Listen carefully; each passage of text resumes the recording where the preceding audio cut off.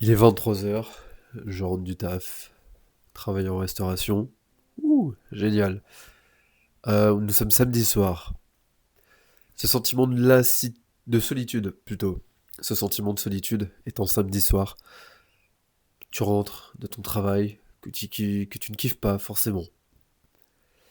Avec un petit salaire à la fin du mois qui te permet à peine de vivre, de manger, de payer ton loyer, de payer tes factures.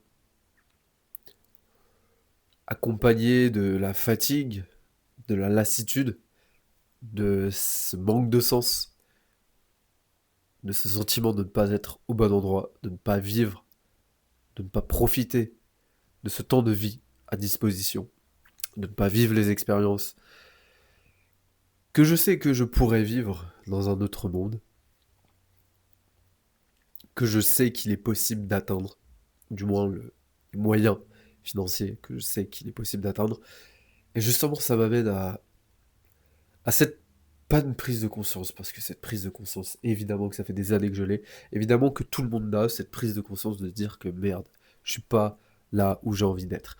Mais la différence entre ces personnes qui se disent putain, je suis pas là où j'ai envie d'être, et les personnes qui ne se disent rien et qui vivent leur vie pas ouf, sans vraiment savoir qu'ils vivent une vie pas ouf, cette différence, elle vient du fait de croire ce qu'il est possible.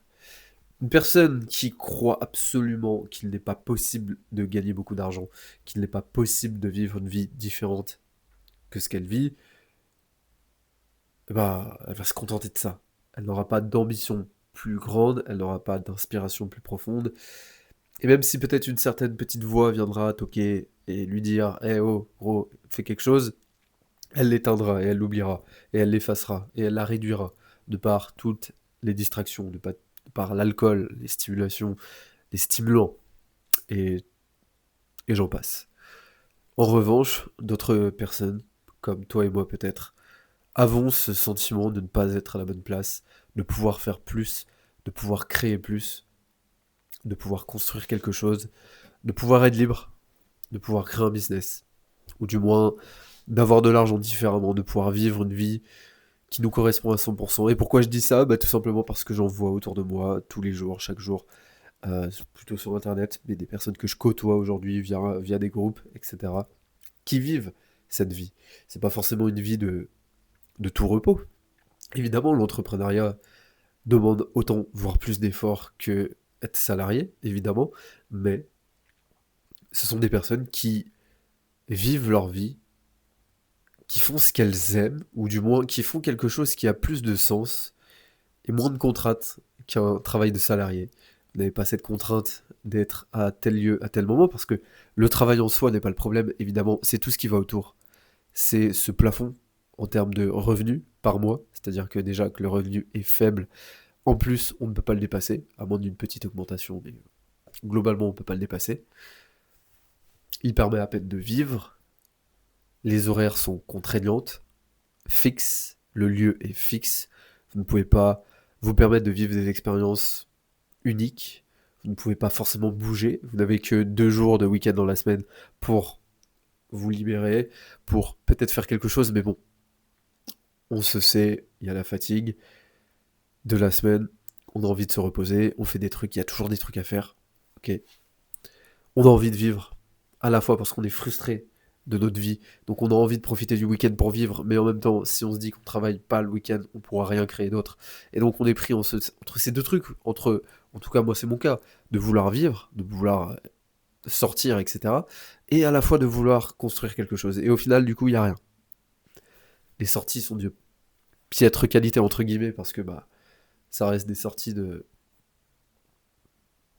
mec qui a pas forcément d'argent. Et il se passe rien à côté et tu retournes au taf la semaine d'après. Donc en fait, tu fêtes pas grand chose. Tu fêtes la fin de semaine. Parce que sortir, c'est quoi en fait?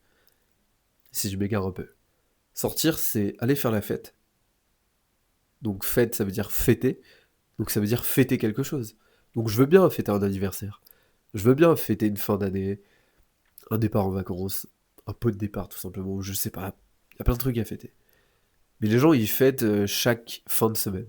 Donc en gros, t'as passé une semaine d'esclave de merde dans un travail que t'aimes pas, à être sous-payé, à gâcher ton potentiel parce que tu pourrais faire plus. Et toi, tu vas fêter ça toutes les fins de semaine. Tu vas faire la fête pour fêter ta vie d'esclave. Pour oublier. Un synonyme de fêter, tu vas oublier, tu vas te défoncer la gueule, tu vas te réveiller le lundi, et tu vas repartir au taf. Tu vas être frustré toute ta semaine, et puis là je parle dans les cas extrêmes, mais tu vas continuer ta vie comme ça, et puis tu vas te dire ouais, j'aimerais bien lancer un business, j'aimerais bien avoir plus dans la vie, etc. Mais tu feras jamais rien. Je parle pour les gens vraiment qui sont, on va dire, bas dans le dev perso, mais quoique il y en a. Et je suis le premier à vouloir sortir. Peut-être que ça vient du nofap. Je pense beaucoup que ça vient du nofap, le fait d'être en rétention séminale. Encore une fois, une parenthèse, je pars dans tous les sens, mais le fait d'être en rétention séminale, évidemment, ça donne envie d'aller. J'allais dire un mot. Bref, d'aller sortir pour séduire des femmes. Restons courtois.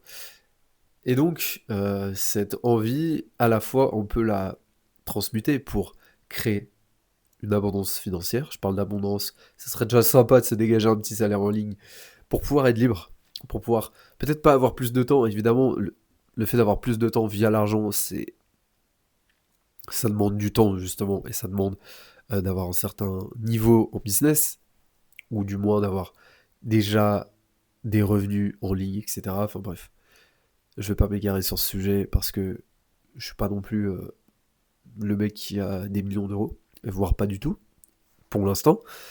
Et en revanche, j'ai déjà fait... c'est rien du tout. J'ai déjà fait 200 euros en ligne, ok. Attention, je peux me permettre de donner des conseils. Non. Ce que je veux dire par là, c'est que déjà, le fait de dégager potentiellement un salaire en ligne permet d'avoir son propre job, ok.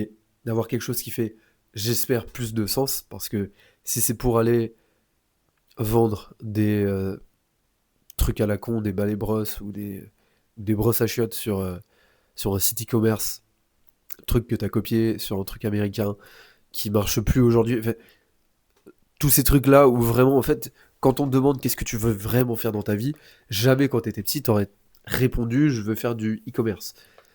Ou je veux faire du dropshipping ou des ads publicitaires pour des entrepreneurs. Et je suis d'accord, c'est des trucs qui payent, qui marchent si tu mets les efforts et qui peuvent te dégager un putain de salaire. Donc oui, évidemment que c'est toujours mieux que de travailler à Auchan ou que de travailler dans un McDo pour un salaire de merde. Parce que pour le coup, là, si tu bosses bien, t'auras un salaire qui sera décuplé et tu peux aller très très loin. Je connais des mecs qui brassent énormément d'argent avec ce genre de business. Donc c'est pas des business mauvais, c'est juste, est-ce que vraiment ce sont des business qui te font kiffer? Si ça te fait kiffer, c'est tant mieux. Je parle pour moi, ça me ferait absolument pas kiffer. D'ailleurs, j'ai déjà essayé ce genre de business. Putain, qu'est-ce que je me fais chier. Mais bon, c'est toujours mieux parce que t'as une possibilité de gagner plus d'argent. Tu vois, je parle de business alors que... Non. Mais si je peux en parler, parce que j'ai quand même cette petite expérience, mais en revanche, donc j'ai eu des clients que je n'ai pas... que c'était gratuit. Facile d'avoir des clients quand c'est gratuit, évidemment, parce que je voulais avoir une sorte de témoignage avant de me lancer, etc. Et c'est en le faisant gratuitement que je me suis rendu compte que je me fais chier, je me faisais chier, carrément. Du moins, vaut mieux le faire, se rendre compte que c'est de la merde et qu'on se fait chier, et passer à autre chose. Est-ce que je veux dire, et là où j'en étais, je ne sais plus, mais voilà, je reprends cette vidéo. Donc, on est samedi soir, et je souhaite m'engager publiquement. Et c'est la raison pour laquelle je fais cette vidéo, parce qu'elle n'a aucune valeur éducative par rapport au contenu que je propose d'habitude, mais elle est une sorte d'engagement, parce qu'on est entre nous, j'ai envie de parler d'absolument tout ce que je veux, même si parfois il faudrait quand même que je me cadre un peu et que j'ai un certain... ouais, certaines limites, mais bon, c'est pas grave. Le but, c'est vraiment de, quelque part, m'engager, et de me dire que dans 3 mois, je regarderai cette vidéo, et je me dirai, gros, tu l'as fait. Et je veux pas que ça soit... En fait, vous voyez ce que... Je sais pas si vous voyez ce que je veux dire, mais j'en ai déjà parlé sur cette chaîne. L'identité. L'identité. Apparemment, le mec qui... Apparemment, on m'a dit que l'identité, c'était une super technique pour réussir son business en ligne. Du coup, je vais mettre en place cette technique, et c'est un peu vrai ce que je dis. C'est à la fois du foutage de gueule, mais c'est un peu vrai. C'est-à-dire que l'identité est, soi-disant, ce qui va permettre de manifester. Parce que la manifestation, on peut l'avoir sous plusieurs prismes. Ésotérique, un peu wou mystique, magique, etc. un peu plus scientifique, neurosciences, système d'activation réticulaire, etc. Ce sur quoi on se concentre, on l'attire. Et un côté tout simplement cartésien en mode, bah oui, si je pense différemment, si j'agis et j'ai une attitude différente, évidemment que je vais prendre des actions différentes qui vont m'apporter des résultats. Je pense qu'il y a un peu des trois. Je pense qu'il y a un peu de mystique. Il y a beaucoup de côté neurosciences, mais il y a du côté mystique aussi. Et il y a du côté, oui, très cartésien, en mode, ok, bah si maintenant je me comporte comme quelqu'un qui a de la thune, je vais... Vas-y, ils font quoi les gens ultra riches? Apparemment, ils lisent des bouquins. Ils apprennent, on continue, ils se forment. C'est peut-être ce que tu fais déjà et peut-être un peu trop. Et là, je parle pour moi. Mais ils se forment pas sur YouTube ou sur les vidéos. J'en ai parlé dans une autre vidéo. Ils lisent des livres. Ok, je vais faire quoi? Je vais lire des livres. Et déjà, là, ça va peut-être commencer à provoquer des résultats. Parce que oui, lire des livres, ça va commencer à infuser, à créer de nouvelles pensées. Et au bout de plusieurs mois, tu vas commencer à agir différemment. Et donc, ces actions vont mener à des nouveaux résultats. C'est simple, c'est logique, c'est cartésien. Bref. L'identité, ce que tu penses être, ce que tu es, ce que tu vibres, ce que tu déclares, ce que tu fais, et surtout ce que tu es, parce qu'on va pas partir dans le faire, t'amène les résultats en cohérence. Si tu es quelqu'un de riche, qui maîtrise et qui sait faire de l'argent en ligne, que tu incarnes cette personne, cette version de toi-même, que tu débloques et que tu débunkes toutes tes croyances limitantes à propos de ce domaine, et que tu décides de... Et c'est bien le mot décider, que tu choisis, que tu décides d'incarner cette nouvelle croyance correspondante à cette nouvelle identité, par effet de cohérence, logique, mathématique ou mystique, comme tu veux, tu vas obtenir les résultats de cette personne. Et donc ton identité, si tu l'as maintenue, ou autrement dit la fréquence, si tu l'as maintenue, eh bien tu auras des résultats. Et tu diras, waouh, trop fou, j'ai manifesté. Ou alors, waouh, j'ai agi donc j'ai réussi. Oui, mais avant l'action, il y avait l'identité. Parce que si tu agis d'un état identitaire fragile, mou, qui ne se sent pas du tout à sa place, qui ne se sent pas du tout légitime de faire ce qu'il est en train de faire, tu vas inconsciemment t'auto-saboter, tu auras toujours tes croyances négatives, et il se passera absolument rien, et tu auras juste des résultats négatifs, des échecs, et tu auras presque envie d'abandonner. Mais le jour où tu vas te mettre dans cette identité de pour moi c'est normal, c'est facile, je parle de ça un petit peu avec le cœur parce que je l'ai expérimenté pour différentes choses, ne serait-ce que pour les relations, ce qui est déjà pas mal. Où je suis rentré dans cette identité du mec pour qui c'était facile d'avoir des relations avec les femmes. Un petit moment de ma vie où je galérais, j'ai changé mon discours interne et c'est passé direct. Je vais pas rentrer dans les détails. Magiquement, la réalité s'est transformée. Donc soit on peut le voir sous un prisme mystique, comme je le disais, la réalité s'est transformée pour s'adapter à cette nouvelle façon de penser, ou bien juste j'ai agi différemment parce que je pensais différemment, peu importe.